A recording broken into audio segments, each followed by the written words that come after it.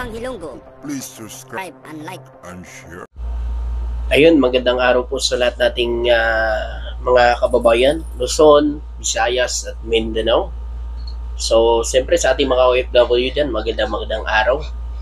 So, baka maniwala kayo dyan sa sinasabi ng mga didilis na yan na pati yung mga matitinong OFW ay dinadamay nila sa kalukuhan nila dyan sa Netherlands. Yung sinasabi nila na zero remittance daw. Hindi daw sila magpapadala sa kanilang mga pamilya. So, huwag kayong maniniwala dyan mga kababayan. Mga nasisiraan lang ata ng bait na yung mga yan. Hayaan nyo sila. Gawin nyo pa rin yung tama para sa pamilya nyo. Huwag kayong maniniwala sa mga tao na yan. Kung talaga yan para sa bansa, yung amo nila na yan, kung para talaga sa bansa, dapat pinagsasabihan niya yung mga tao na yan na nagsasalita na ikakasira sa bansa. Kaso hindi, pinapabayaan nila eh. Diba? Pinapabayaan nila. Kaya nga sa lahat natin mga kababayan, mga OFW natin, gawin nyo kung ano ang alam nyong tama. Huwag kayong maniniwala dyan sa mga didilis na walang ibang alam, kundi kasiraan ng bansang Pilipinas. Alam nyo, sa akin eto mga kababayan, kung walang kasalanan si Pangulong Duterte, abay walang problema yan. Hayaan niya yung batas. Diba? May batas naman dyan sa ICC, diba?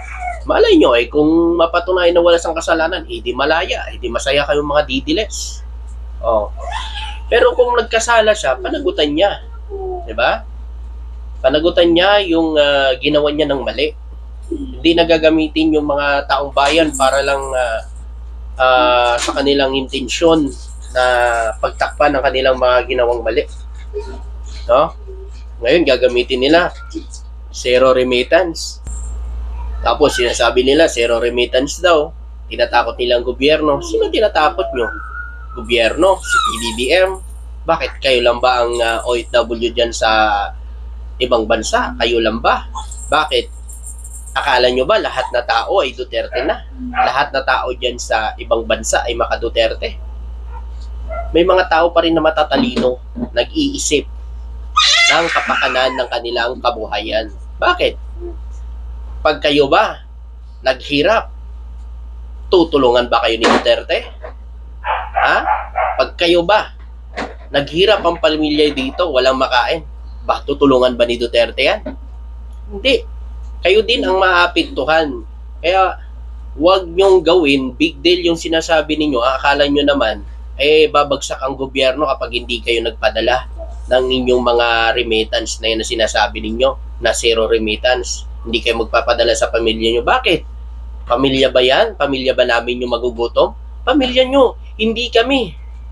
Alam nyo, yung mga malalakas magsalita dyan, yung mga tao siguro nila na pumunta lang po dyan sa abroad, sa Netherlands, para magsalita ng mga ganyan, pero hindi naman totoong OFW yan.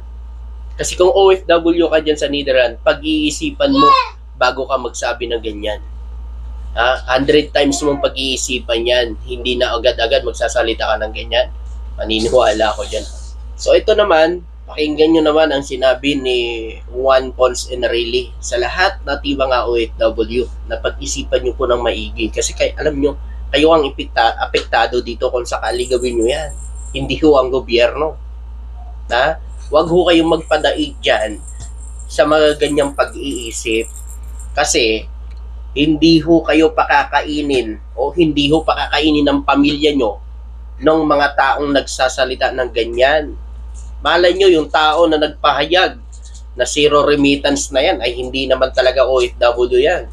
Baka mamaya pumunta lang po dyan sa ibang bansa. Pumunta lang po dyan sa Netherlands para magsalita ng ganyan na hindi man pala OFW yan. Mag-isip po kayo mga kababayan. Hindi po kayo, ay hindi po ang gobyerno, hindi po ang Pilipinas ang babagsak, kundi kayo, kundi ang pamilya nyo. Tandaan nyo po yan.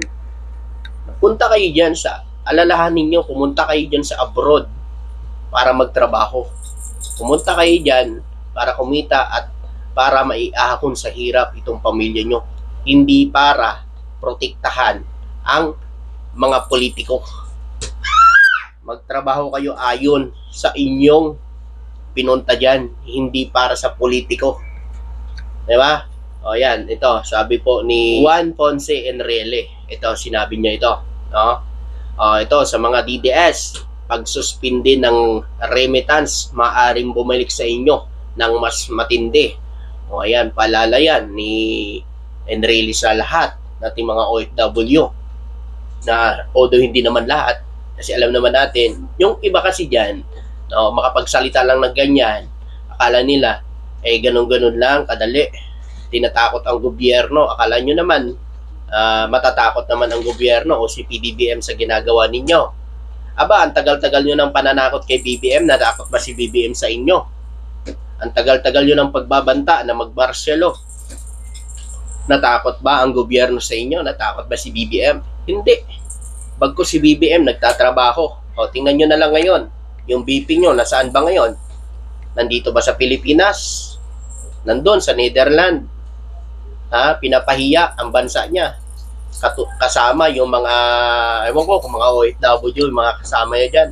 Baka mamaya ay miyembro ng mga KUTC yan na pumunta lang po dyan sa Netherlands para magbukang marami. Na sabihin nila puro OFW ang nasa Netherlands.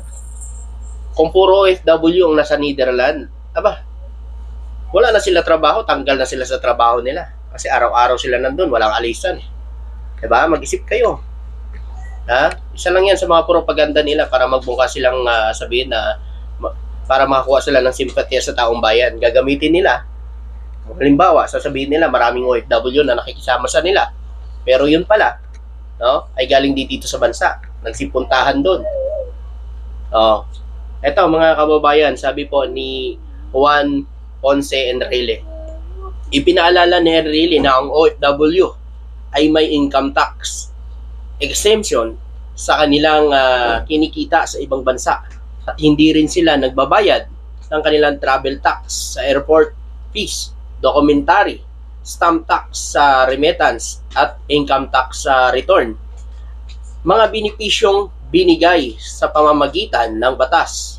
Ngunit kung susundin nila ang mungkahi na itigil ang pagpapadala ng pera, possible na anyang pag-aaralan ng gobyerno kung dapat pa silang panatilihin sa tax-free status o bigyan ng dagdag obligation.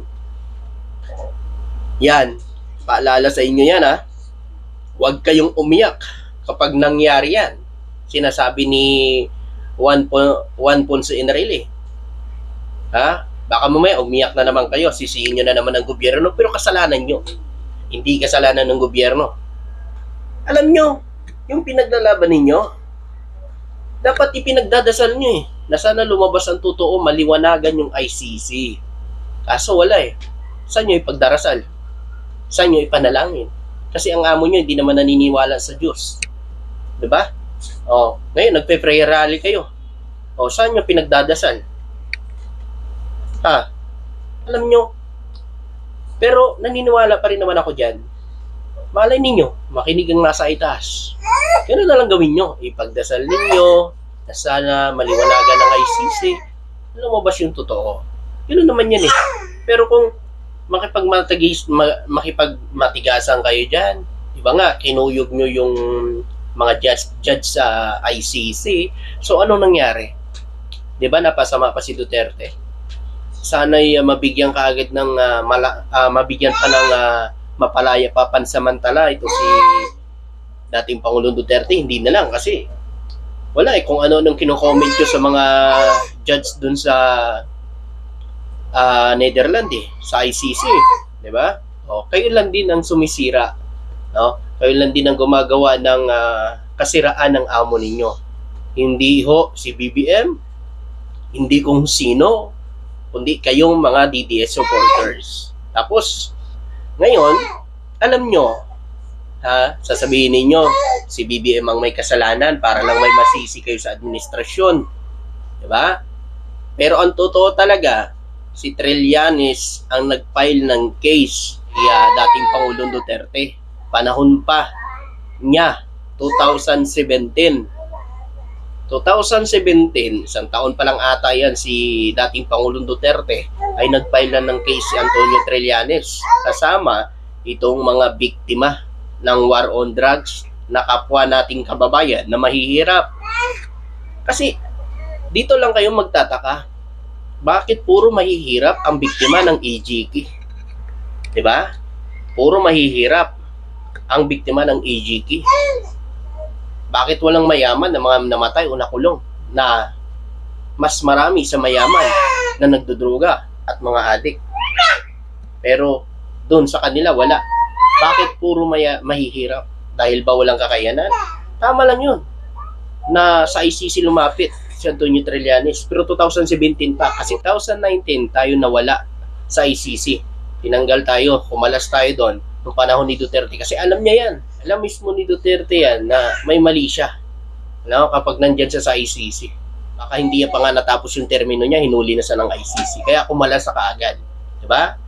Oo. Kaya huwag niyong sisihin ang administrasyon ngayon sa kagagawa ng amo ninyo. Walang ibang sisisihin kundi siya. Kasi siya ang nagpatupad ng war on drugs eh. Si BBM ba nagpatupad ng war on drugs? Hindi naman. 'Di ba? Kaya siya ang dapat sisihin. Hindi ho si PBBM. Oh.